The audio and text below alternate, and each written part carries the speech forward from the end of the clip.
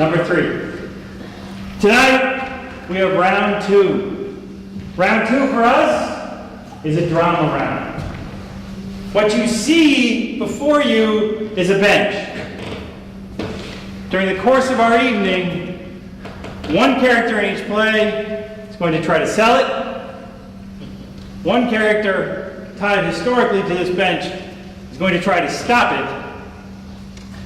The third character is the only one who knows the truth, why the bench should not be sold.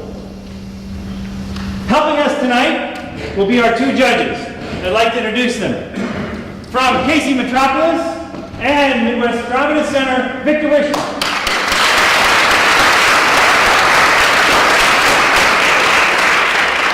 And Casey Stage League reviewer for the Kansas City Star, and for Camp Magazine, the LGBT magazine here in town, campkc.com. Yes. We have Kelly Love.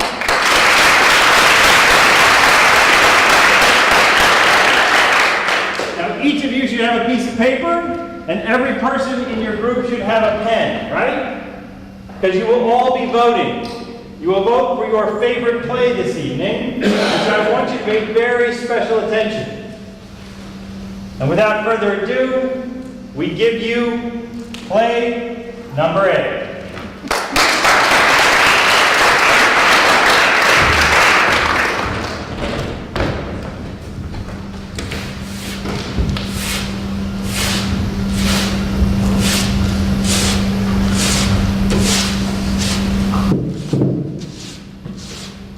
How you doing? Bobby?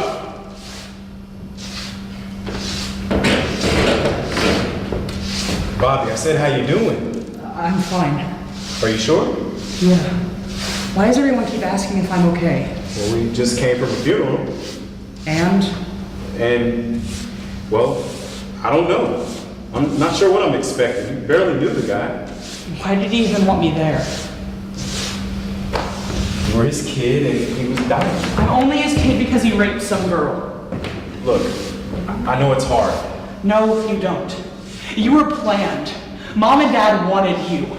I was not planned. I'm only here because some guy was horny enough that he violated a young woman. I was the byproduct of a traumatic event. And I spent most of my life knowing this about myself, but trying really hard to forget. And then, when I come this close to thinking that was all fake, he dies and decides, hey, you know what? Now's as good a time as ever to give this kid that I know nothing about a bench. I'm gonna give him a badly painted brownish-reddish bench. That'll make everything up to him. You were wanted. I know you were wanted. Mom and Dad wanted you. You were chosen. They chose you like they literally chose you. That's what adoption is all about, being chosen. It doesn't change the fact that I'm a product of rape. I'm sorry. It's okay. You're right. I don't know what you're going through. So, why did you decide to go to the funeral? Mom and Dad gave you a choice. I thought he would leave me some money. I mean, I thought he was such a sad excuse for a father. Maybe the best thing he could do was leave me with something I can use. But no, he leaves me with a bench. Fucking bench. It's not even a nice bench. It's not that bad. It could use a paint job probably, but it's still pretty good. Hey, how about we work on it together, make it a big brother, little brother project? What do you say? I'm selling it. You're gonna sell it? Yeah, I posted it on Craigslist this morning. See? Well, bro, look, I know you're angry right now, but are you sure you want to sell this? It's a family treasure. Is it our family treasure? Well, no, it's not. He's not my family. Bobby. Tom, I don't want it. I'm selling it. You can't let him do that. Melissa, calm down. You can't let him sell it. It's his now. What do you want me to do? Well, tell him the truth. I'm not telling him anything. You're his big brother. You have to. No, I don't. You want me to tell him the truth? You've seen him for the last month. It's been hell. I'm his big brother, and it's time I start protecting him. Protecting him from the truth? The truth of you being his mother. Do you want me to tell him that you are his mother? Do you realize what that would do to him? Do you realize what mom and dad would do to me? He's not blood, but he's still a part of this family. Do you think we enjoy this? He was forced to face a man who had no business being called a father in the first place. Melissa, he's dead now. It's over. He left him a bitch that he didn't want, and I'm not going to force him to keep it. I'm sorry. You don't think I know what's best for him? No, I don't. Oh, wait a second. I brought him to you. Exactly. You brought him to us. You signed rights over to us. Technically, you don't even have visitation rights. This arrangement is just mom and dad being nice. Melissa, look, you're one of my best friends. You always have been, but Bobby's my little brother. You made me a big brother. Do you get that? Do you get the responsibility, the weight of that? Hell, because of him, he's the only reason why I didn't kill Paul myself. But I wasn't going to go to jail for that guy. I have to be an example. Tom, please. He's my son. Well, according to the law and paperwork, no, he's not. I'm not going to let you keep putting him through this. We are done. We have been friends since middle school. Melissa, do you not get it? It does not matter.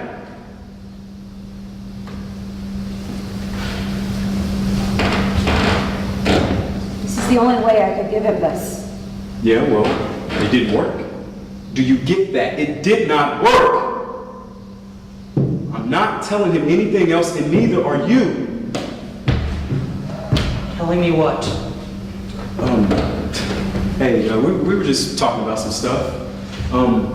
It's getting pretty late. Don't you have a lit test in the morning? What are you guys talking about? We were just having a conversation. Conversation about me. Bobby, I have to tell you something. No, you don't. We were just having a disagreement. That's all. Nothing else. He needs to know. She's my mom, isn't she? What? I've known her for a long time now. Besides, I watch enough Lifetime to know how the story plays out. Look, me and Melissa, we've been friends for a long time. I know. It's how she got the job. It's probably how you guys got me, right? Look, it's okay. It wasn't even that hard to figure it out. Melissa, we had the same laugh. You're always wondering about what's going on in school. When I was 10 and I needed stitches because of that bike accident, you and Mom nearly flipped your lids. I've never seen a maid get that concerned about a few stitches. I figured you were my mom.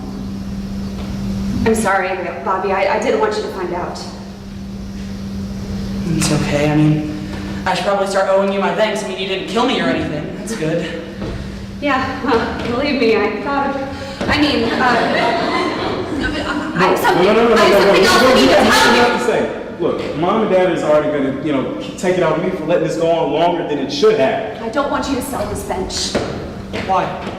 Because she feels the same way about it that I do. It's a family treasure and you'll regret it.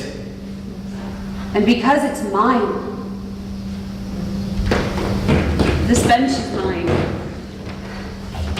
When I was young, my father taught me how to build things, and I actually made this. Really? Yeah. The color sucks. It looked better when I first painted it. But I mean, it's not really that bad. I mean, considering it's something you made when you were young. Thank you. You see, Bobby, I made this just for... Okay. Enough of the sentimental family secrets.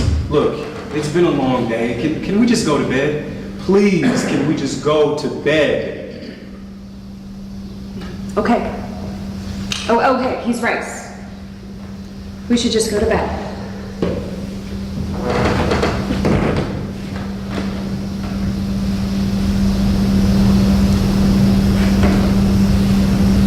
Thanks for understanding. Yeah. Nothing really surprises me anymore, so. Yeah.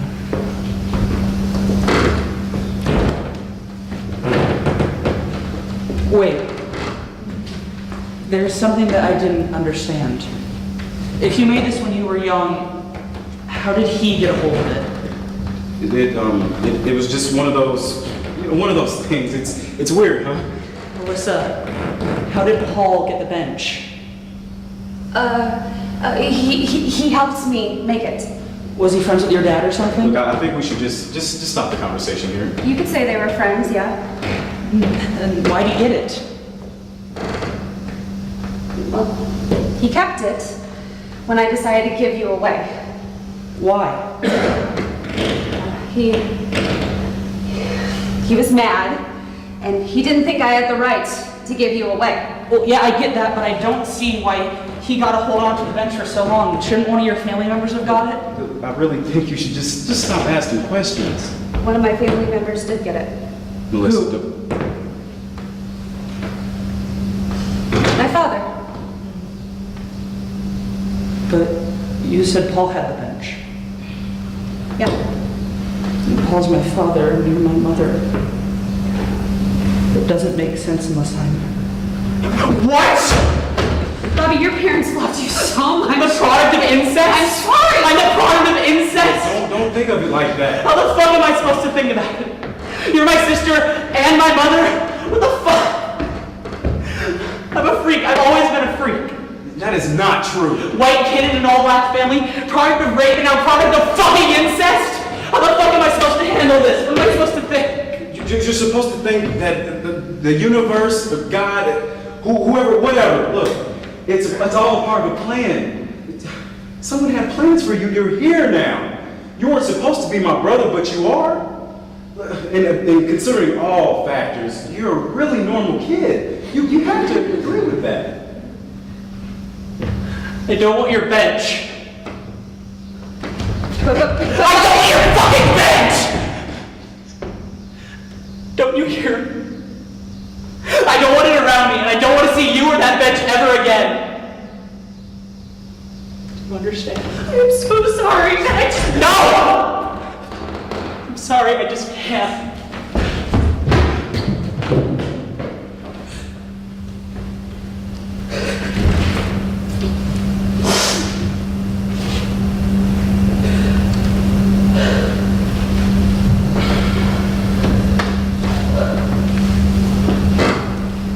You were right. I shouldn't have told him. We'll figure this out, all right? I shouldn't have told him. He's a good kid. He was so happy. And I ruined him. I ruined him the way my father ruined me. But listen, you made a mistake. A mistake that was gonna happen at some point anyway, but don't you dare compare yourself to that man. You didn't ruin Bobby. Paul didn't ruin you. Do you hear me? Melissa. I'm no good for him.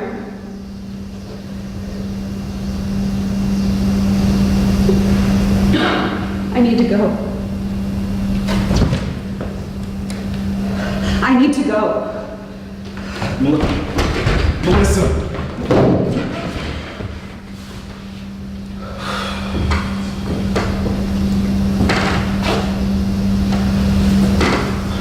Yeah, hello, Dad.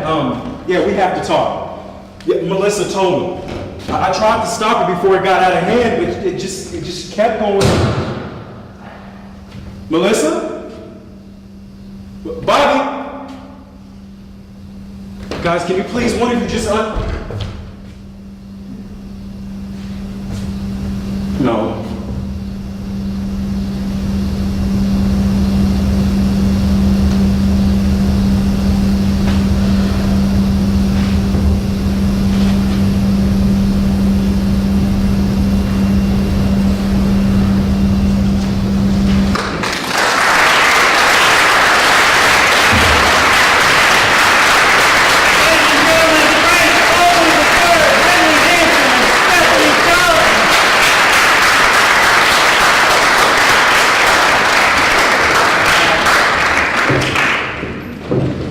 We're in drama tonight. Tell me what? Talk to me about play number 8? Well, okay. Talking about Lifetime Original, I swear. That was pretty interesting, very dramatic.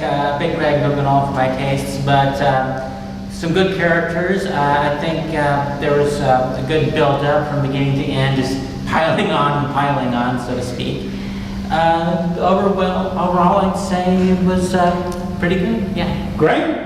Victory? Yeah, I really liked that. I mean, I thought it was the dialogue, the structure of the characters, the dialogue were very tight. There were, there were no lulls as things were building. It was a good series of beats with a sort of a slow reveal, such that you thought, like at one point you thought, oh, something had been revealed too soon, but that wasn't what was really being revealed, and there was more. And then even all the way through to the end, I always love it where there's a slight little bit, leaving a little bit ambiguous for the audience to, like, I'm sure some people think they know exactly what happened at the end, but there's just enough room for interpretation.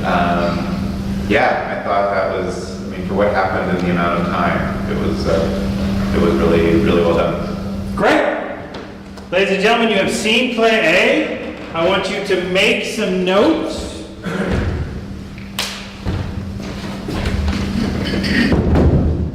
I move sets.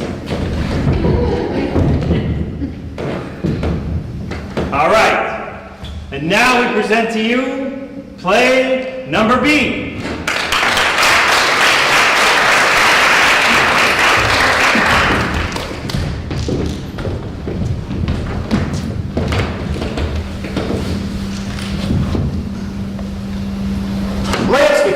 You can just pop up here like a ghost from the past, you got another thing coming. You lost the right to have any opinion about what happens here a long time ago. In case it slipped your mind, brother, Grandma left this house to both of us. And that bench is just as much a part of my inheritance as it is of yours.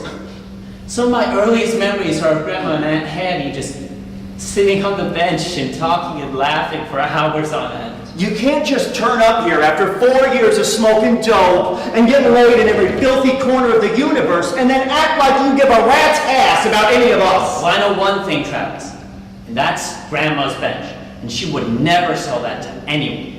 It's right where it belongs. Grandma's dead and buried, little brother, so I don't really think her opinion counts for shit, do you? Really? How can you be so dismissive of the women who left us with millions of dollars? Oh, yeah, I know all about that. The old lady never let anybody forget to kneel at the altar of her stupid goddamn poems. That old lady was one of the most important writers of the 20th century. So maybe someone who was as ignorant and much of a dickhead as you could say her goddamn poems were stupid. Yeah, well, if you haven't noticed, it's the 21st century these days. You know, and one other thing, I can't fucking stand all these poetry lovers that come and gawk and lay flowers and stuffed animals on that damn bench like it's some sort of fucking shrine. It is a shrine, you dimwits! That's Grandma's poetry bench!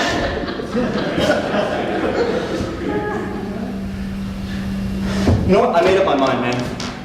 If some fuckwit wants to offer me $10,000 for the goddamn thing, he's welcome to it. Would you really be willing to sell one of the most important things of our grandmother's legacy for what you spend on your boozy Vegas weekends? You spoiled little shit. I know you think money... Oh, come on, man! You never worked a day in your life! I'm not interrupting. You might be interrupting a murder! Really? Just normal family chit-chat. Amanda Bell, meet my prodigal little brother, Lance. I heard you were home. That's actually why I dropped by. Your grandmother said you marched to the beat of a different drummer, and from her, that's high praise indeed. Yeah, both cut from the same bolt of cloth, goddamn hippies. Well, that's pretty reductive, even for you. You know, if the shoe fits! Anyway, I am so sorry about your loss. Your grandmother is quite a lady. I'm really gonna miss her. Oh, there you go. Play the sad little grandson. You know, Lance was so crazy about the old lady, he didn't bother to come back home for 4 years. didn't even have the decency to send a card when Hattie Brown died. Did Grandma tell you about Aunt Hattie? Quite a bit, actually. You know the day Aunt Hattie died was the only time I ever saw her cry? We called her Aunt Hattie because she practically raised us after Mom and Dad died. Well, she was more of a parent to us than the poet laureate ever was. She was technically just Grandma's maid, but to us, she was family. Oh, yeah, and you're all about family. I don't even know how the hell he even knew Grandma died. Must have a good nose to sniff out an inheritance 5,000 miles away. Well, your grandmother was a joy to know, and people all over the world read her poetry. I know. I picked up a copy of The Silent Bench while in Calcutta last week. The bookstall guy said she's nearly as popular there as Cigar. Well, that's quite a compliment coming from a Bengali. They're quite a literate people. I'm sure that they see her as the universal, beautiful soul that she truly was. She was a mean-spirited, egocentric witch, if truth be told. She didn't love anybody but herself. Actually, she did love somebody. She loved somebody very much. Yeah, she was quite the romantic. She used to call Grandpa that old, one-eyed, humpbacked son of a bitch. Well, maybe it wasn't him. Miss Bull here is the foremost expert on our grandmother. In fact, she's writing a book on the subject. It's a biography, actually. No shit. Hey, what a coup. She, as I recall, she never even really gave interviews. She was a very private person. So.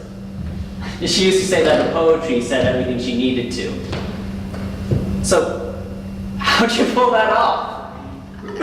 The stars aligned. Great, some more cosmic bullshit. So, how'd you get together? She gave me a call the day after she was diagnosed. I've written a few other biographies and they've gotten some good attention, and she was kind enough to tell me how much she respected my work. That's quite a compliment coming from her. Still, I don't get why she decided to open up. Well, she said that there were some things that needed to be said. Yeah, she probably had a few cracks that needed to be patched up before she shuffled off. I don't write hagiography. Say what? That's what they call a whitewash? She wanted me to tell her story, warts and all. Yeah, that really doesn't sound like Grandma. What do you think she'd say about him trying to sell the bench? This bench? The silent bench? Jesus, here we go again. You can't sell her bench. That's what I've been trying to tell him. She's dead now, it belongs to me!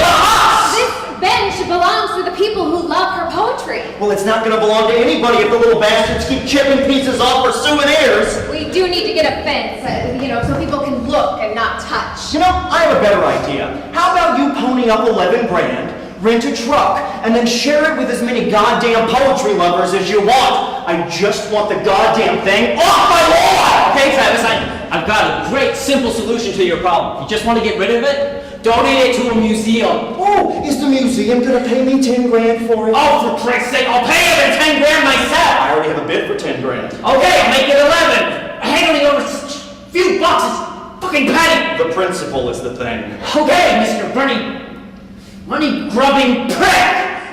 Problem solved! What are we gonna do to get this into a museum? But we can't move it. Oh, what do you mean we? I'm sorry, did the old lady add a codicil to her will saying that you get a share of the damn bench? There's a reason, okay? What's the reason? You'll have to wait till the book comes out.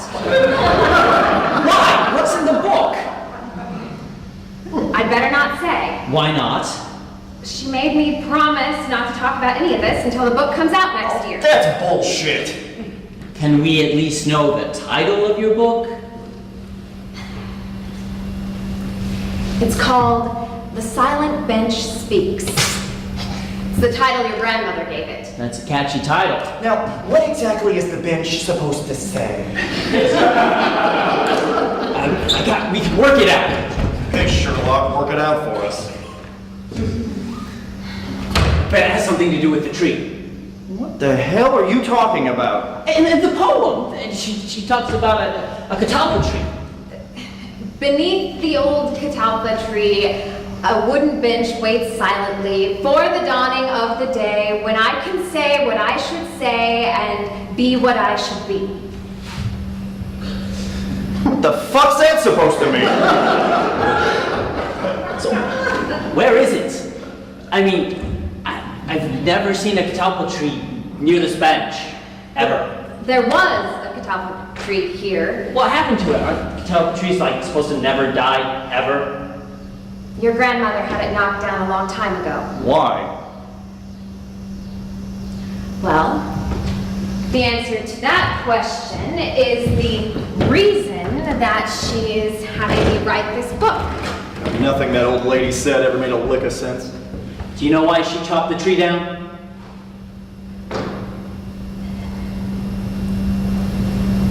A man was lynched in that tree. Holy shit, who? A man called Aaron Brown. Brown? Did he have something to do with Aunt Hattie? He was Hattie's husband. Jesus, I thought she was an old maid. But who lynched him? Your great-grandfather and his brothers. Why? Well, they thought that Mr. Brown and your grandmother were lovers.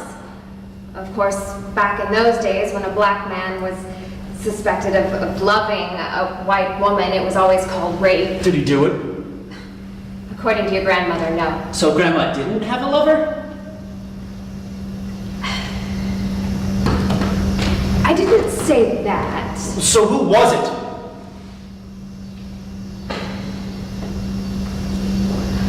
Let's just say they got the wrong Brown. Wait. Aunt Hattie and Grandma? No. That can't be. You can think what you want, but I'm not going to say another word on the subject until this book is released. Grandma and Aunt Hattie?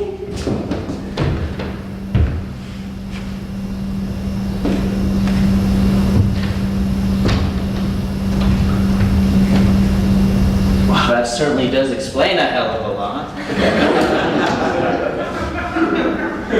Good for them. If you think you're publishing any of this crap, you got another thing coming! Of course I'm going to publish it. I'll sue for defamation of character! I have hours of every word that we spoke recorded. This is the story that your grandmother wanted people to hear, and it is the exact reason why this bench needs to stay right where it is. This bench is where your grandmother wrote her poetry and could sit with her lover without causing a scandal. And it was her window into the world. It wouldn't be right anywhere else. She was ahead of her time. She was a brave and gifted woman.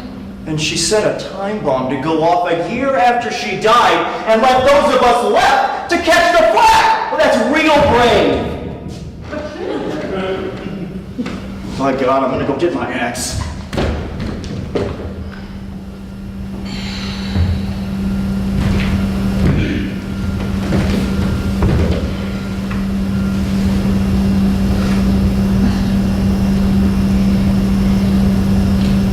Do you think that he would actually destroy this bench? Hell no. At the very least, it's worth 10 grand to him. Well, it's going to be worth a hell of a lot more than that when this book is finished.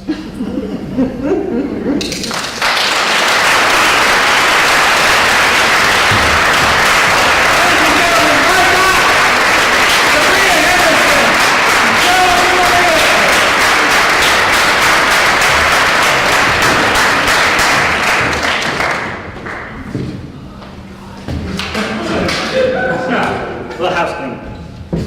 All right. Victor Wishing, what do we think of play number B? No, this one was good. I enjoyed it. It was a bit of a slow build at the beginning. Obviously the brother characters were clear as to who was who, but as it progressed, I found myself really getting into the story of the family, and I thought it was a nice balance of sort of not knowing where the stakes were. And then when the payoff was sort of it was nice, but it wasn't, you know, I liked the story overall. I liked where the stakes paid off. It was maybe a little rough around the edges in terms of how some of the devices were set up, and maybe why things would go, why things would happen the way they happened, and why certain reveals would be made. But the character sort of won me over enough that I, you know, enough suspension of disbelief to kind of hear where the story was going. Great. Kelly Lott, what do you think? Play number B. Well, it was interesting. It seemed to be more of a comedy than a drama, although it definitely did have its dramatic moments. Looking at it, I noticed that the pacing was a little odd because it did seem to save all the stuff for the very ending, so to speak, rather than doing the sort of add-on gradual build-up.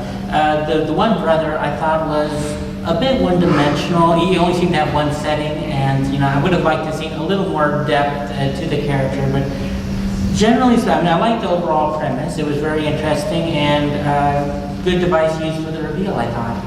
Great. All right, you have heard what the judges said about play number B. Make your notes on what you thought, so you can remember it at the end.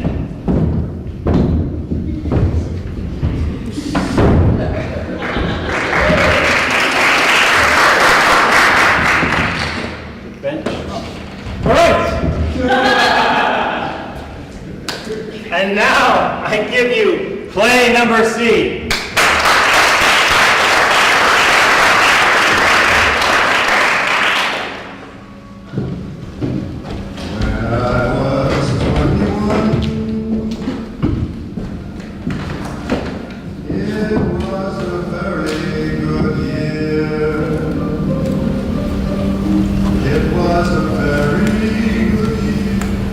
Mom, please. You're coming to live with me. We have to sell some of this stuff. What is your name again? Julia. Nice name. If I ever had a daughter, I'd probably name her Julia. I know. And you did. That's nice. Nice night. Hot, but nice. The stars are out. Yes. What kind of wood is this, did you say? Maple? Redwood. Redwood. You remembered that? I remember a lot of things.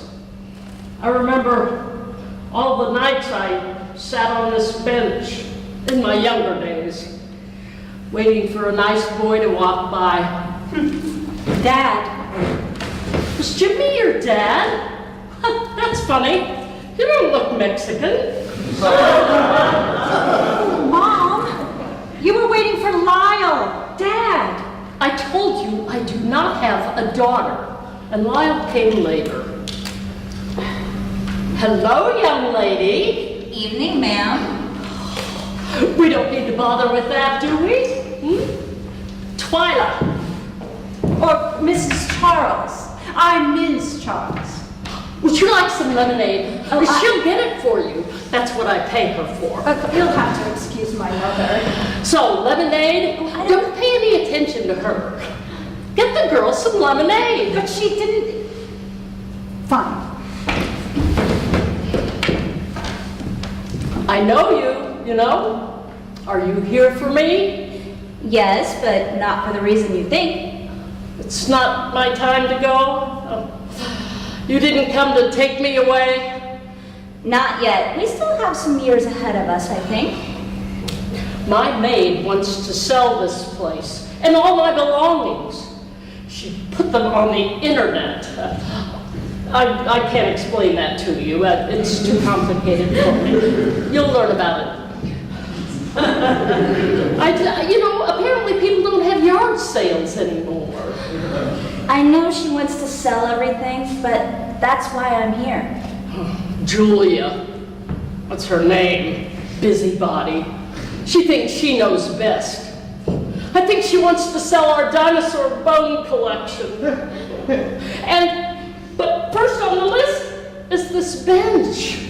Well, we'll have to stop that sale, won't we? Good luck. You having a nice little talk? She She doesn't think you should sell the bench. Oh, really? And what business is it of hers? There's a lot of history on this bench. That's right. Oh, please, don't tell me I was conceived on that bench. Oh, I'd hope not. I'd wonder what your parents were doing having sex on my porch. Again, you'll have to forgive my mother. She's old. It's dementia. You don't have to apologize, I understand. But don't worry, you weren't conceived on this bench. How would you know? I mean, she doesn't look like someone who would do something like that. The bench really doesn't look big enough to have sex on it anyway. Oh, you're wrong there. This bench has had plenty of horizontal couplings. But we never. I didn't mean me. Who's we? And why are you talking like you have somehow something to do with the history of this bench? I was conceived on this bench. Mama was quite a saucy gal. The day she died, she told me about when she and Dad did it on this porch.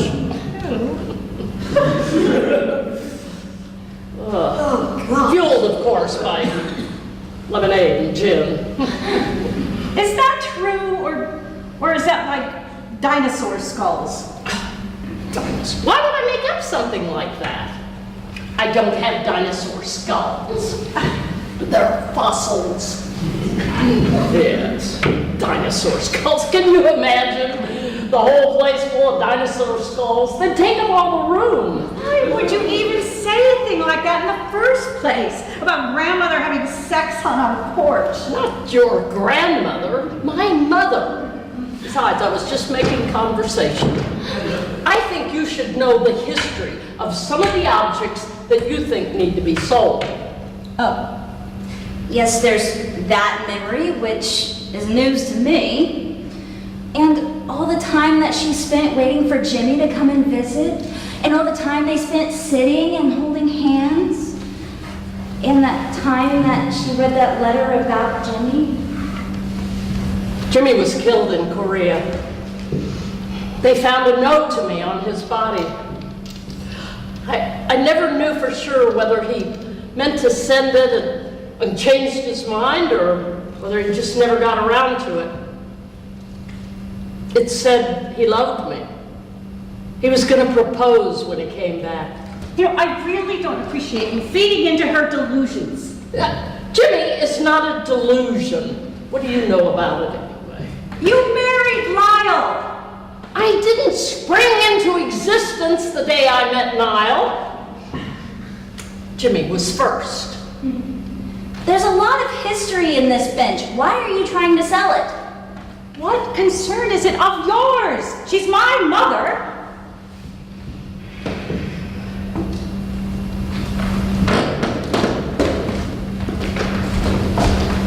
Okay, you're right. It really isn't any concern of mine.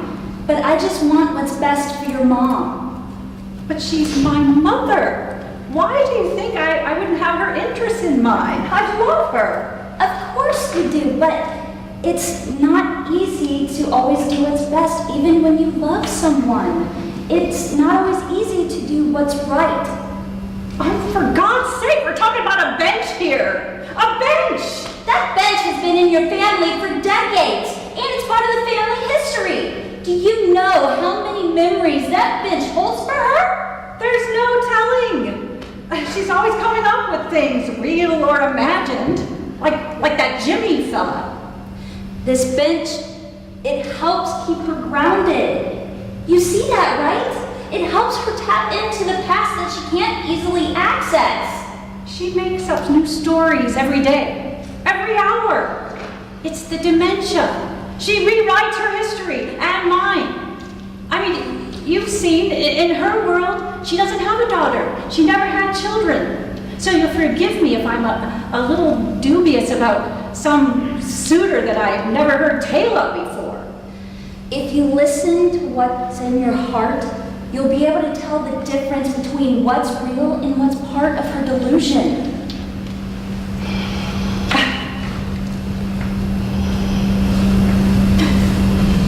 just don't know.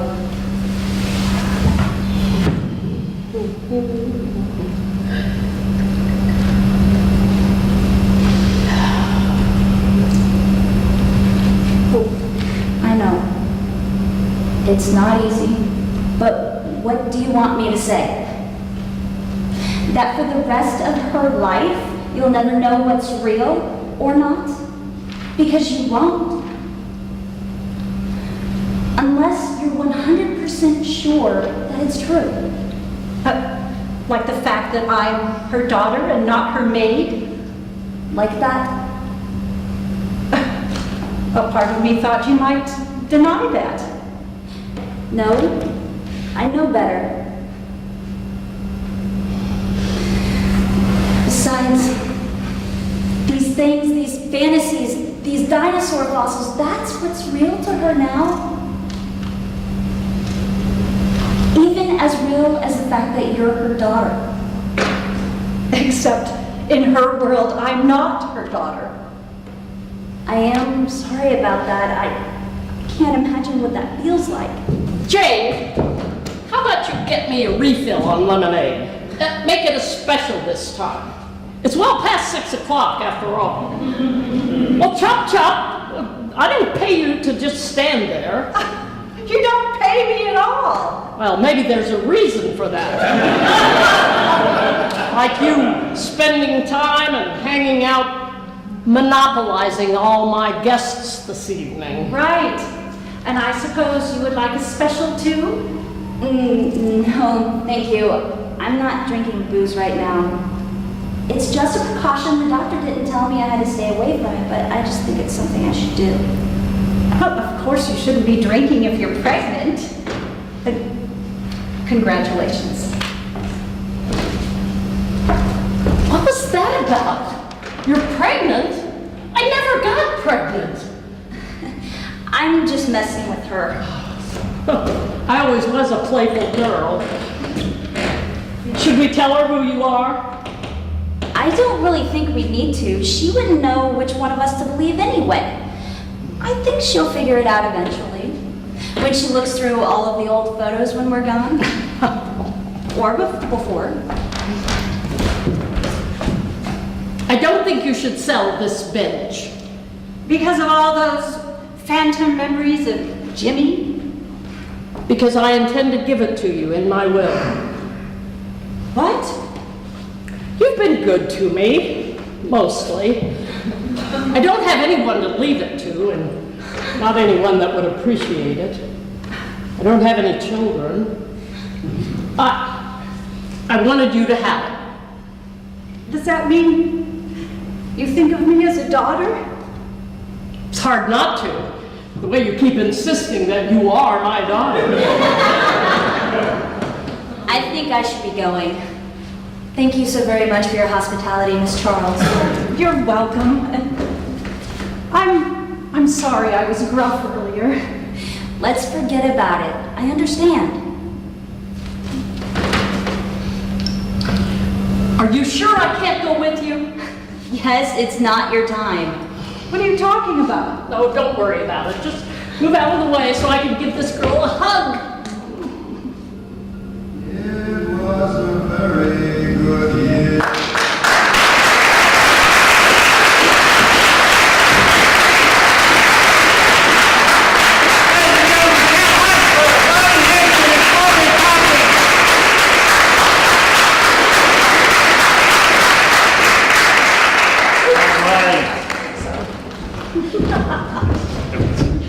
Yeah, it's actually spiked. All right, Kelly, look. What do you think of play number C? Well, I really liked this one. I thought the pacing was very good. There are enough hooks into the narrative that really kind of kept you guessing and wondering where they were going to go. Where they did go, I liked a lot. I'm a sucker for magical realism. The characters, very nice, very well fleshed out and drawn. I don't really have any particular complaints to run with on this. I would say it's a very strong effort. Great. Victor? Yeah, no, I mean, I thought it was I agree a lot, Kelly, that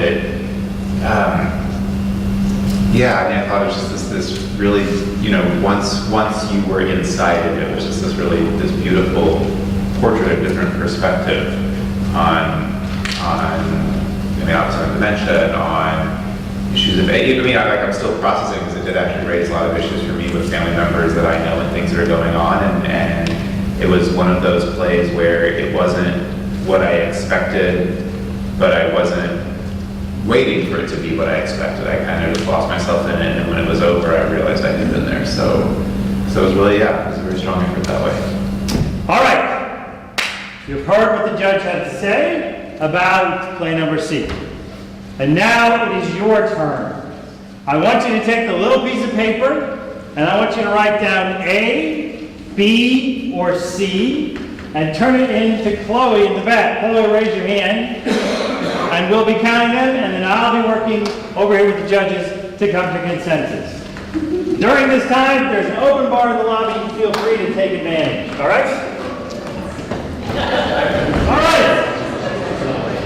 Before we announce our winner of round 2, I would like to introduce 3 people who do a wonderful job. I would like to do this. We can't do this without our actors, but we certainly can't do this without our directors. And I would like to introduce to you the 3 folks who directed the shows tonight. Herman Johansson.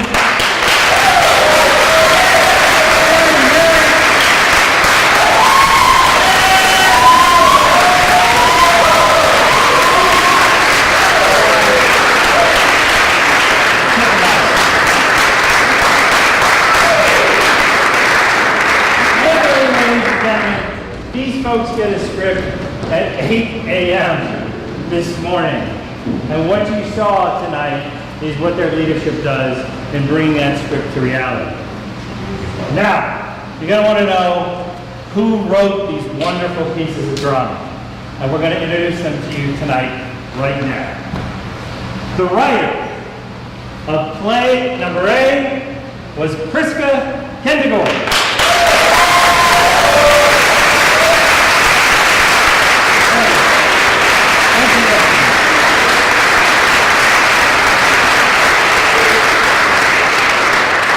The writer of play number B, Bill Wright.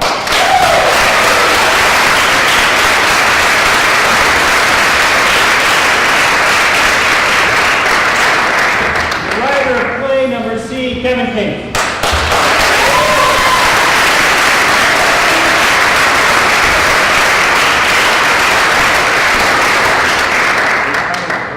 We are now at the bench of destiny. We love the bench of destiny. No holding hands. Like last night, it was all about the hands. All right. So, ladies and gentlemen, in Project Playwright, we have the audience vote, we have the judges' consensus. Should they disagree in rounds 1, 2, and 3, the judges prevail. In rounds 4, the audience prevails. As is happening tonight, the audience and the judges disagree. I told you it was a drama round. The audience, for their favorite, chose play number A, Priska Kendegor.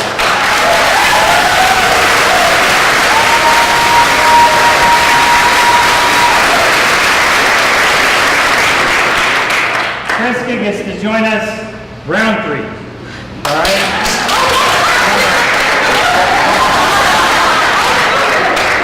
It's good. You get to write some more.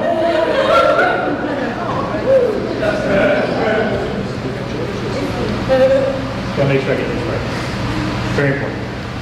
The winner of round 2 of Project Playwright, and moving on to the finals, Mr. Kevin King.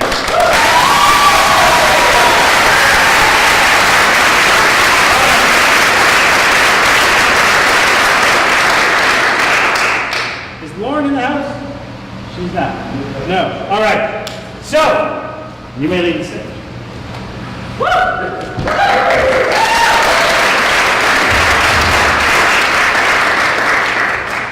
Next Saturday night,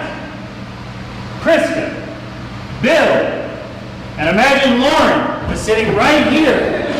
She's really tiny, so compared to Bill, she'd be even more tiny. They will compete for the final spot in our final round of Project Playwright number 3. We hope you can join us.